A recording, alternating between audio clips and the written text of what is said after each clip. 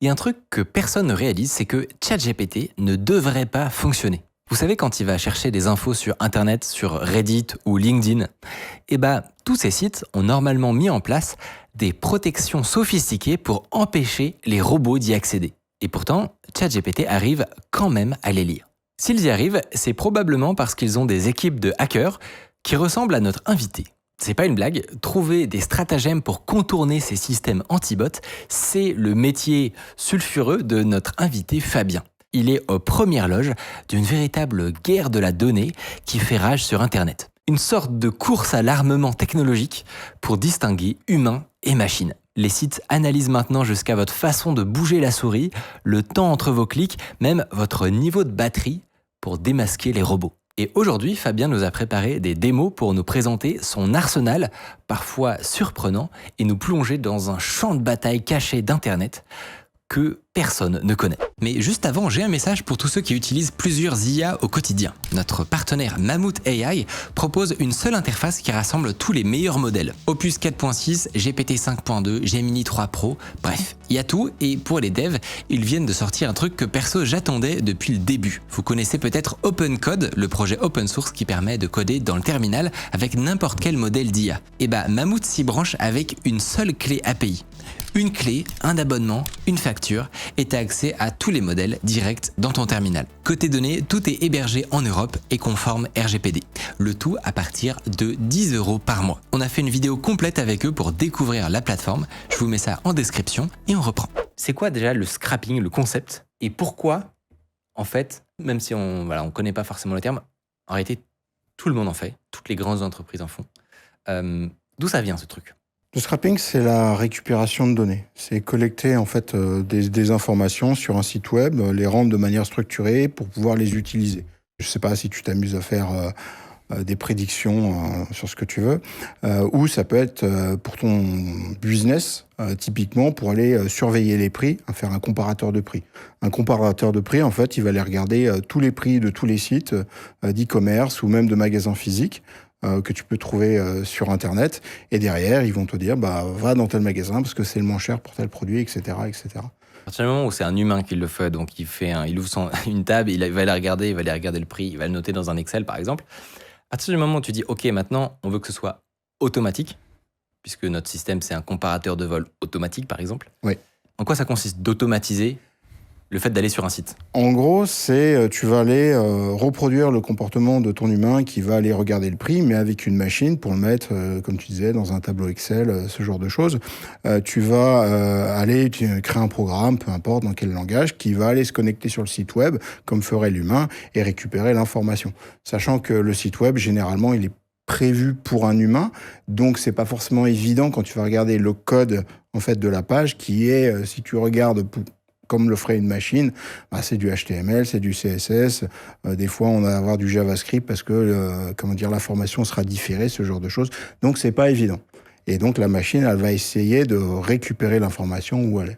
À l'origine, ça commence justement avec donc des premiers bots de scrapping qui te permettent d'aller facilement de justement regarder le code HTML. Tu sais qu'il bouge pas trop souvent et donc tu peux en gros repérer où est le prix du vol. Toujours au même endroit.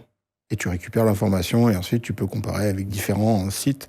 Et ça te fait, au lieu d'aller à la main, tu vas avoir au même endroit tes 15 billets d'avion. Tu fais, c'est celui-là le moins cher.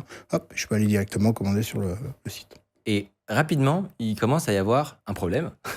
C'est que le site sur lequel il y a les vols, par exemple, ça peut le faire chier que tu récupères ces données en temps réel.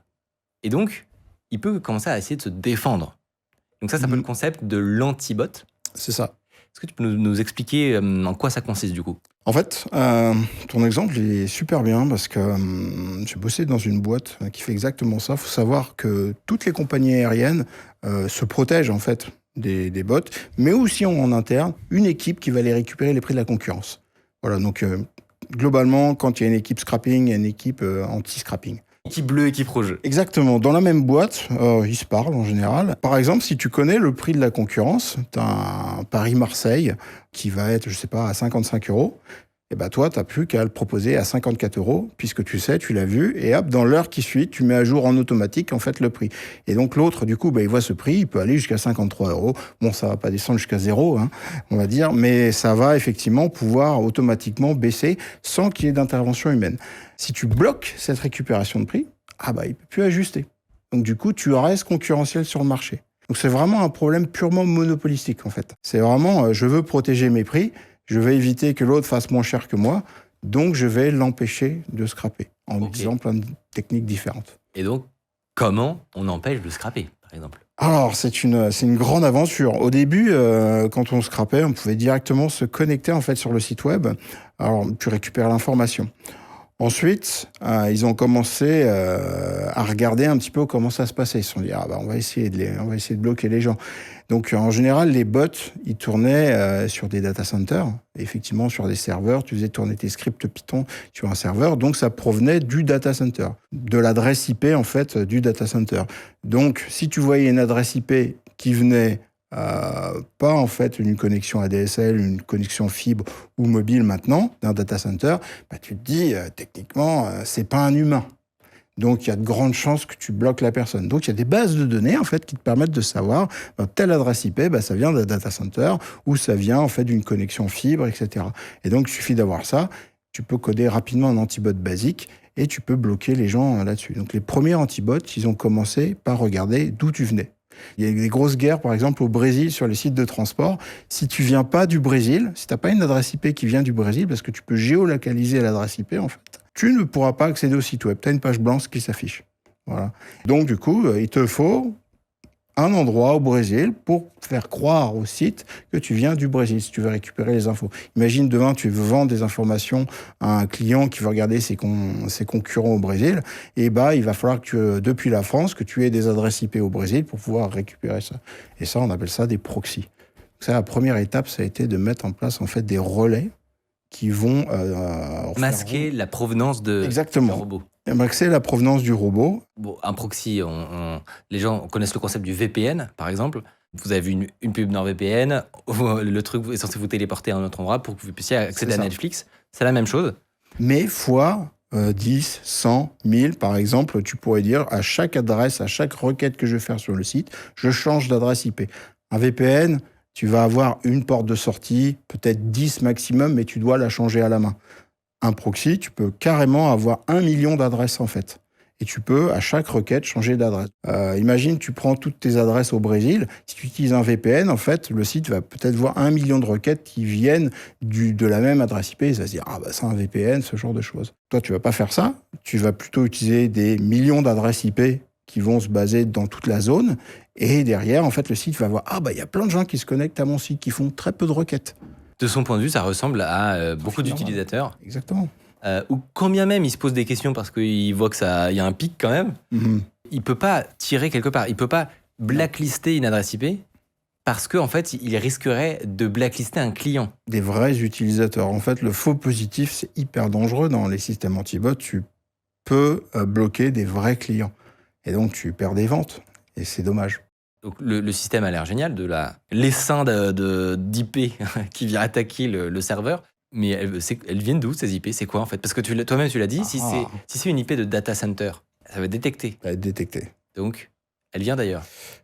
Alors, ça, c'est le point très intéressant. Il y a globalement 10-12 ans, les adresses IP, les fournisseurs, c'était un peu obscur. Donc, depuis, ça s'est vraiment clarifié. C'était clairement des botnets. On va pas se leurrer. Les gens infectaient des machines, donc des PC, etc. C'était des botnets. Il y a eu des très très grosses affaires. Toutes ces sociétés, elles ont fermé. Maintenant, en fait, ce que font les fournisseurs de proxy, ils vendent un SDK souvent ou une application. Il y a deux manières en fait. La première, donc le SDK, tu l'installes dans une application de jeu, etc. Et donc l'utilisateur, quand il accepte de jouer gratuitement, dans toutes les conditions générales, il y a je partage ma connexion. Ok. Donc faire attention, quand on installe ce type d'application, on lit pas toutes les conditions et on lit pas tous les droits, mais il y a potentiellement en fait ce type de SDK. Donc légalement, on a accepté. T'as ça et t'as la deuxième partie, c'est carrément des applications en fait que tu installes et tu volontairement vas partager en fait ta bande passante contre des euros. Donc tu vas dire, voilà, Tu loues ta connexion. Tu loues ta connexion, voilà, pour 5 centimes le gigabit, tu vas avoir effectivement, tu vas être rémunéré. Et de l'autre côté, ils vont revendre ce gigabit 20, 30, 40, $7 en fonction en fait des applications. Donc tu as deux manières. On va dire que c'est un petit peu équilibré en termes de sourcing d'adresses IP. Ok. Mais déjà, c'est hyper marrant parce qu'on ne se doute pas que derrière les bots, pour qu'ils soient indétectés, ça va passer par des millions de petits appareils qui sont peut-être des gamins en train de jouer à des jeux vidéo ou j'imagine, tout ce qui est adware. Donc quand tu installes les toolbars ou les trucs comme ça, j'imagine que c'est... Smart TV aussi, maintenant. Okay. Les Smart TV? Voilà, toutes les Smart TV packagées avec des applications par défaut. Sérieux? Voilà, il y a des fournisseurs de proxy, leur réseau principal d'adresse IP, c'est des Smart TV.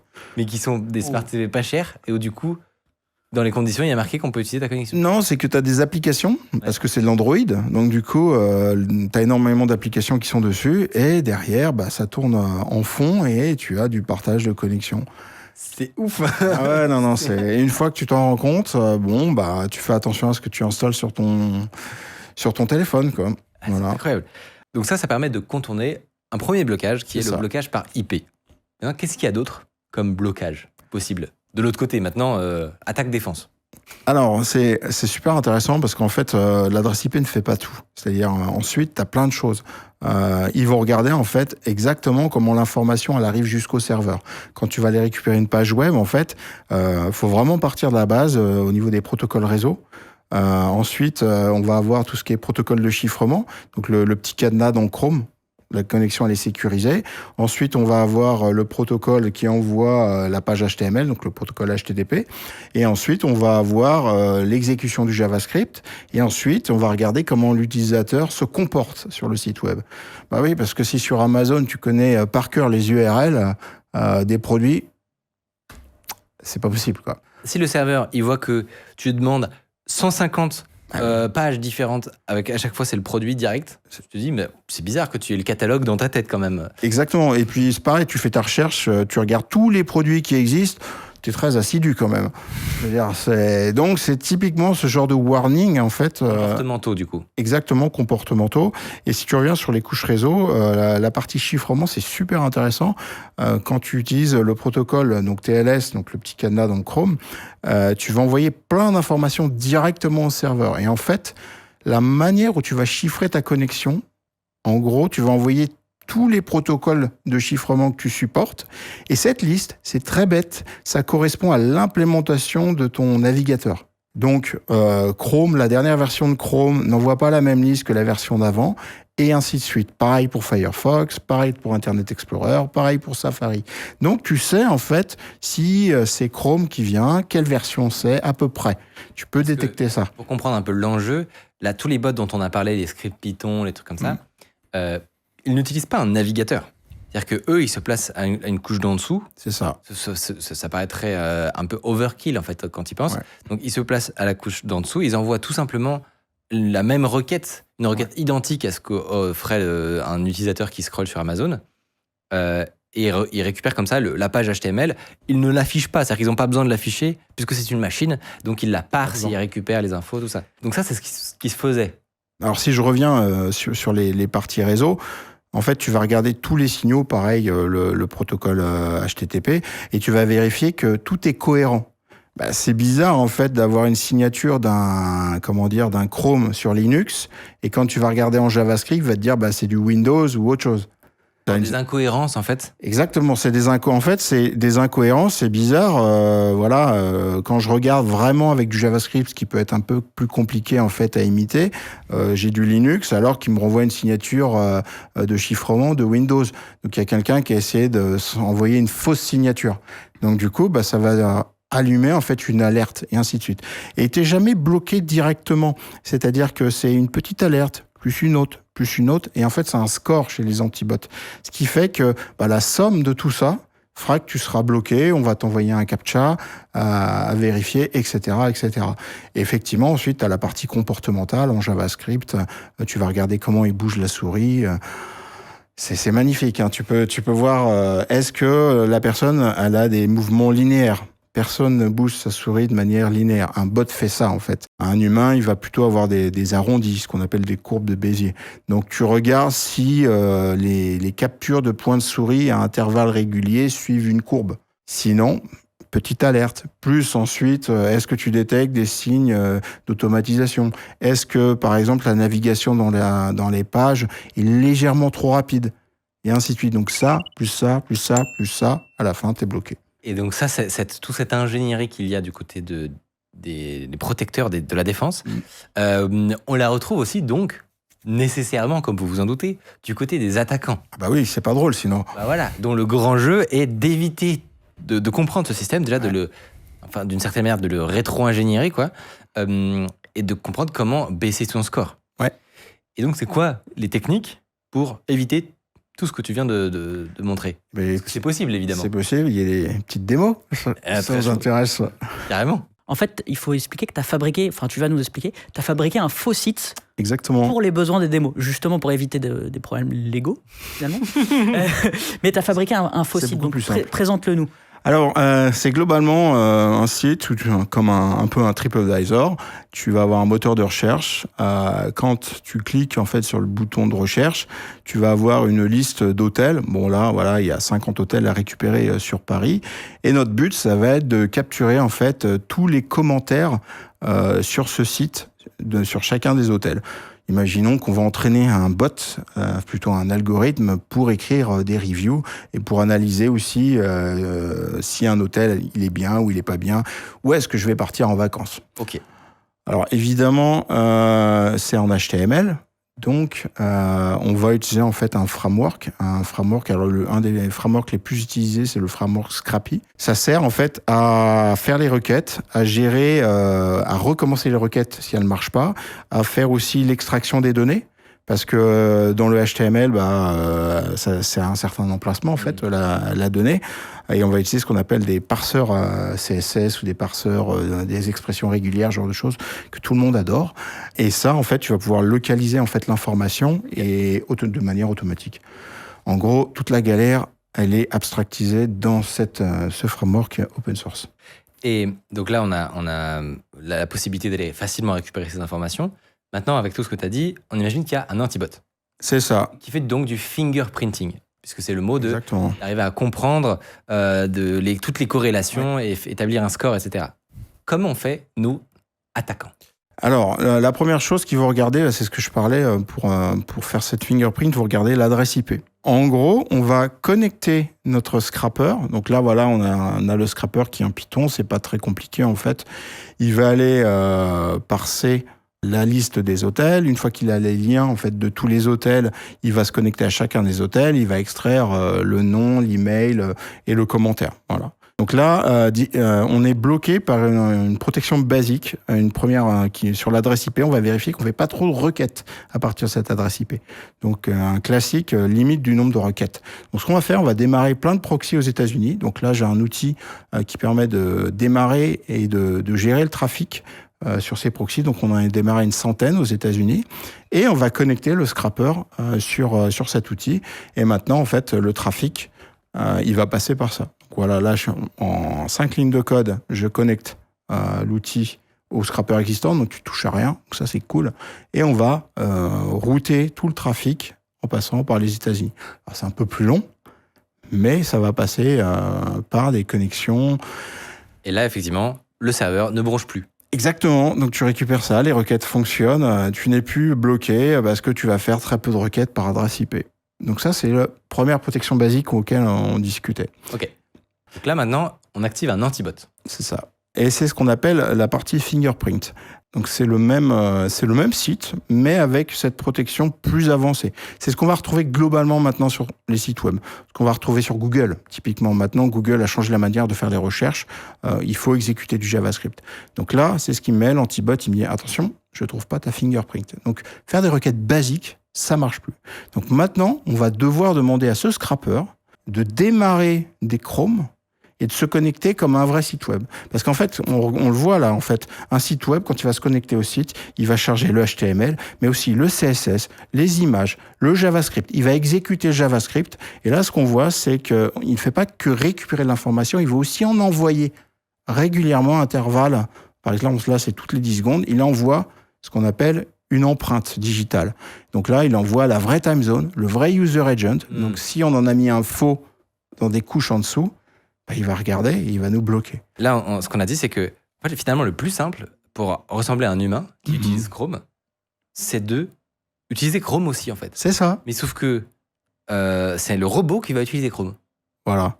Et donc, on le démarre et on va le piloter de manière automatisée, quoi. Tu cliques là, tu rentres là dans ce champ de recherche, tu récupères cette information, s'il y a ça, tu vas cliquer là, comme ferait en fait un humain. On pourrait se dire aussi, mais ouais, c'est super intéressant, je pourrais faire ça par défaut, au lieu de commander directement des requêtes. Sauf que démarrer Chrome à chaque fois, en démarrer pas 10, mais imagine que tu veux récupérer 1 million de données en 10 minutes, tu vas démarrer 1 million de Chrome. Donc ta machine, elle va faire boum. Voilà. Donc tu vas démarrer ça sur des serveurs, tu vas en démarrer, je sais pas, 10, 12 par serveur, tu vas démarrer 100 000 serveurs. Donc 100 000 serveurs, ça coûte, et ainsi de suite. Donc aussi, c'est une question de coût.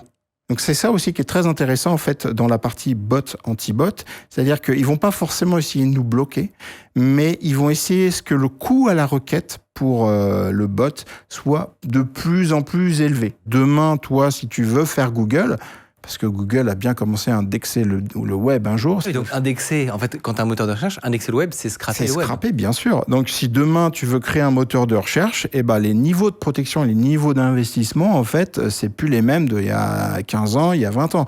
Donc du coup, c'est pas possible, en fait. Google ne serait plus possible dans les conditions d'aujourd'hui, en fait. Et donc typiquement, dans les gens qui sont devenus très bons en scrapping, j'imagine que chez OpenAI, chez Anthropic, chez Google et compagnie, paradoxalement, eux-mêmes sont probablement des experts du scrapping, oui. Parce qu'ils doivent avaler tout, ils ont avalé tout Wikipédia. On sait on se doute fortement que OpenAI, pour entraîner Whisper, a avalé tout YouTube globalement. Ça, c'est clair. Et on le sait notamment parce qu'il y a des hallucinations du modèle qui rajoute des « abonne-toi !» Donc là, tu sais d'où la donnée vient. Pour ces boîtes-là, les OpenAI Anthropic, c'est cœur donc du fonctionnement même de leur travail, à la fois au début, créer des datasets d'entraînement. Donc, ils ont des équipes internes en fait. Et à la fois, on en a un peu parlé, mais derrière, dans le produit en lui-même, dès qu'on fait des recherches web, il y a aussi du scrapping qui a lieu en fait. Tu te demandes en fait comment, quand tu fais une recherche sur ChatGPT ou sur Claude, il arrive à se connecter à LinkedIn, qui est très très bien protégé. Donc tu sais très bien que soit LinkedIn a autorisé des passages, j'ai vraiment un doute, soit effectivement ils sont des bonnes équipes de bots. C'est pareil pour Reddit. Reddit, depuis que les LLM ont aspiré Reddit, en fait, maintenant c'est très compliqué de récupérer les données sur Reddit. Enfin, ils ont rajouté pas mal de protections, mais les LLM arrivent toujours à s'y connecter. Donc, ils ont aussi des équipes en interne qui ont joué au jeu du chat et de la souris. Et on s'en rend pas du tout compte. C'est-à-dire que moi, ça me paraît évident que ChatGPT sait accéder à Reddit et LinkedIn. Mais maintenant que tu le dis, effectivement, il y a un truc qui s'est produit que tout le monde n'a pas forcément suivi, c'est que à l'ère où la donnée est devenue, elle était déjà précieuse, mais sa valeur sur le marché a été décuplée depuis les LLM, eh bien, toutes ces sociétés-là ont fermé leurs portes. Donc, typiquement, Reddit, avant, c'était assez facile de récupérer les données, ils ne se battaient pas beaucoup contre les bots. Google, maintenant. Google aussi. Le moteur de recherche, en fait, il y a une grosse révolution. Il y a ce qu'on appelle les SERP API, les Search Engine API. En fait, tu vas te connecter pour faire des centaines de recherches, parce que tu peux pas le faire toi-même sur Google, il va te bloquer. Donc, il y a des gens qui étaient spécialisés là-dedans, enfin, des sociétés qui te vendaient des crédits pour pouvoir faire des recherches sur Google. Et Google, du coup, jour au lendemain, en fait, au lieu de faire des simples requêtes sur le moteur de recherche et d'avoir un antibot très basique, est passé en mode exécution de JavaScript, donc il faut démarrer un Chrome, etc., avec un antibot assez poussé. Et donc toutes ces sociétés, du jour au lendemain, ils n'ont pas pu répondre en fait à leurs clients. Et donc il y en a beaucoup qui sont en train de fermer et d'autres qui essayent de surmonter en fait cette vague parce qu'ils peuvent plus faire autant de requêtes en fait. Parce que évidemment, eux, ils sont dans une course contre OpenAI, contre les autres aussi. Les outils qu'ils ont pour contrer, c'est notre savoir-faire sur la recherche dont vous dépendez. On le ferme maintenant, il est derrière des portes. Après, on a toujours dans ce fameux jeu du chat et de la souris, la possibilité de regarder comment ils font derrière et toujours aller... Le jeu du chat et de la souris n'est pas mort. Non, il n'est pas mort. Et c'est ça qui est drôle, parce que sinon on s'embêterait. Tu me donnes une excellente transition, puisque justement dans cette nouvelle ère-là, on a parlé de ces stratagèmes, et c'est pour ça que j'aime bien l'esprit du hacker, c'est qu'il y a toujours un espoir à la fin. Tu peux toujours douiller et il y a une douille. Il y a une douille. Et typiquement, on a parlé des systèmes de défense les plus avancés. Donc les trucs, par exemple, où, ok, là, tu as carrément un navigateur, donc tu te dis que c'est fini. Et en fait, non, ils font du comportemental, ils vont vérifier comment tu te déplaces avec de l'IA potentiellement, qui vont voir si tu es humanoïde ou pas trop. Eh bien, même ça, en fait, il existe des techniques pour les contourner. Exactement. Et en fait, on peut utiliser de l'IA, même peut-être, pour bypasser les IA. Ça, c'est très intéressant. En fait, il y a plein de techniques qui permettent de modifier le comportement et le rendre de plus en plus difficile à lire et limite de manière invisible, en fait. Là, par exemple, on va injecter, en fait, on a une affectation de variables A égale 10. Eh ben, on va rajouter plein de code qui sert à rien, ce qu'on appelle du code mort. Alors là, c'est un tout petit exemple, mais on pourrait le faire fois 1000, fois 100. Donc, ce qui veut dire avoir un paragraphe entier et en fait, où juste 3 caractères servent, mais tu sais pas lesquels. Et donc, du coup, tu combines ça avec plein d'autres techniques.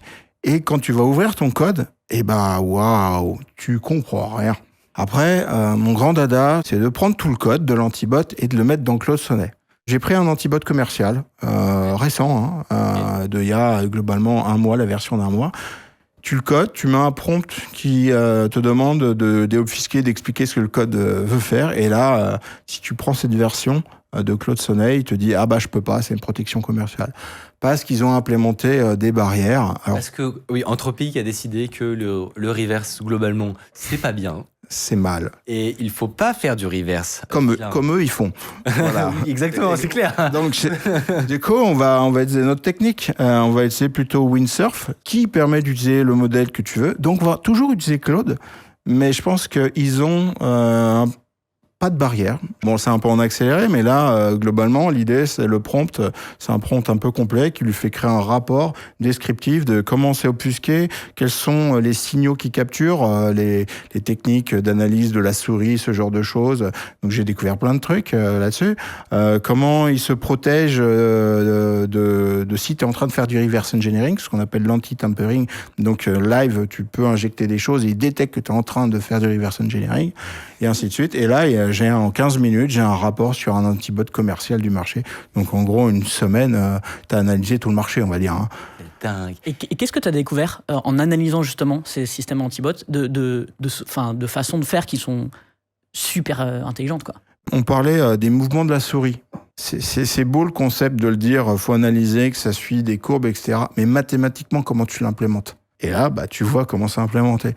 J'ai découvert aussi des nouveaux signaux. C'est-à-dire que tu vas dans un canevas, un petit bout de page web, mais caché, invisible à l'utilisateur. Tu vas dessiner en fait des carrés, des emojis, des ronds superposés, des formes 3D. Et donc, en fonction du modèle de ta carte graphique, il va pas dessiner la même chose.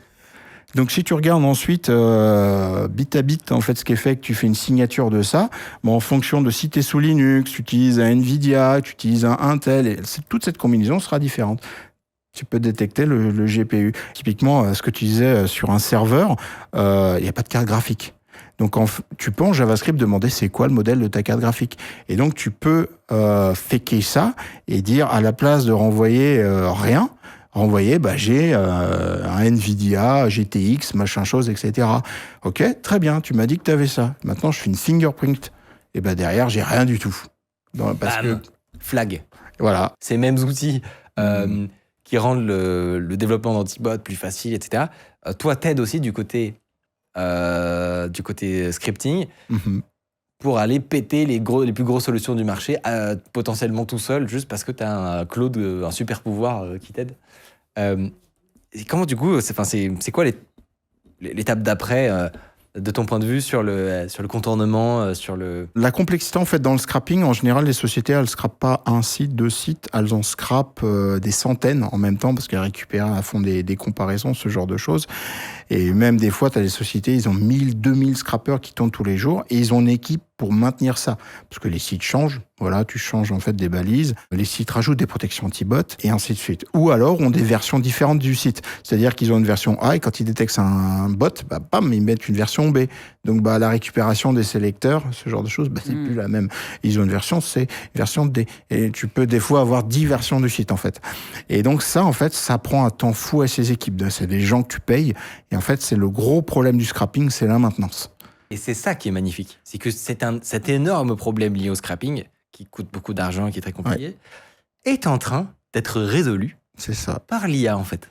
C'est ça. Le système, il va se comporter comme un humain, un développeur. C'est-à-dire, il va débugger le site, il va débugger le programme. Il va regarder où ça pète, il va regarder pourquoi ça pète, et il va appliquer un correctif. Il va tester si le correctif marche, si ça marche pas, il change, et ainsi de suite jusqu'à ce que ça marche. Donc là, par exemple, on est en train de charger un site, le site a pété, parce qu'ils ont rajouté une colonne dans un tableau. On récupère plein de données, etc. Donc là, je vais en mettre un prompt qui va lui dire d'utiliser un serveur MCP et de récupérer tout un tas d'instructions pour faire du debugging. Donc prompt assez gros, mais surtout d'utiliser ce qu'on appelle un inspecteur qui va enregistrer les requêtes.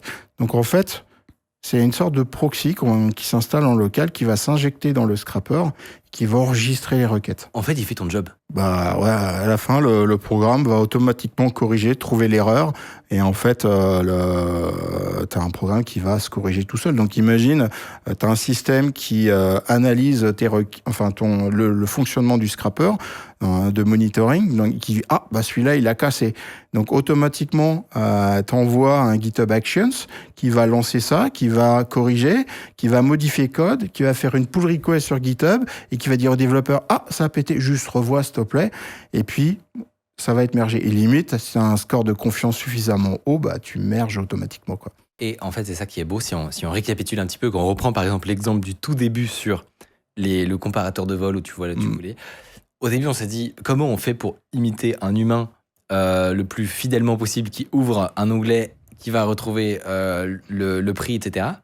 Et les modèles d'aujourd'hui, si on a fait la boucle complète, sont capables de faire littéralement comme l'humain, c'est-à-dire étape 1, trouver où est le moteur de recherche, faire la query à l'intérieur, trouver le bouton, cliquer sur l'item et récupérer le prix.